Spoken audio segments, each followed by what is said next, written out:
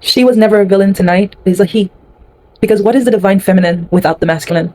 What is God without Sophia? They turned the serpent into the devil.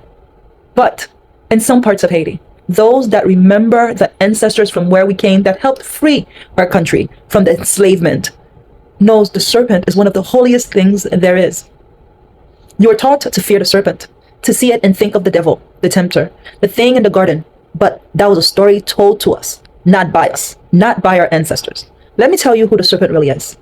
In the Haitian voodoo tradition, he is Damballa, the great white serpent, one of the oldest and most revered Loi there is, the loving father, the source, the one who coils up and holds the world. He is creation himself in movement, wisdom, peace, life.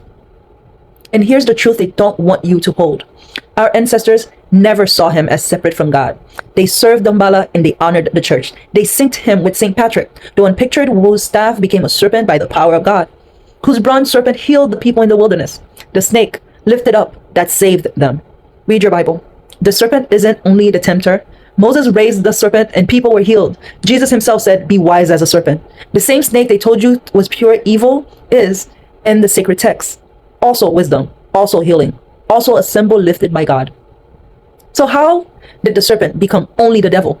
The same way everything sacred to us become evil. By the people who need us to fear our own wisdom, to fear our own power, to be divided in mind and heart in order to better control us. Take whatever tradition you hold most and call it demonic, and you cut a people off from their true power. But you cannot unmake the serpent that holds up the world. Damballa still coils beneath the faith that swore they erased it. As the rainbow after the storm, as the wisdom in your own spine, like in the Kundalini rising, as the ancient knowing they told you to be ashamed of. Because what is knowledge if you don't know the difference between good and evil? Hear this. The spirit you praise and the wisdom they told you to fear were never enemies. God is above all, and the serpent is the oldest story. Was his wisdom that was told to move through the world and enlighten it. The snake was never the devil. It was wisdom they needed you to forget you carried and power they wanted you to fear. The divine was never divided. Feminine and masculine united. They just taught you to fear it and hate a half of you so they could better control it.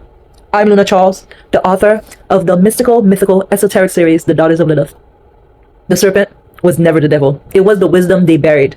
As above, so below. Masculine and feminine united. Remember, your story, our stories, are just getting started and they can't stop it. I'll speak to you soon. Later.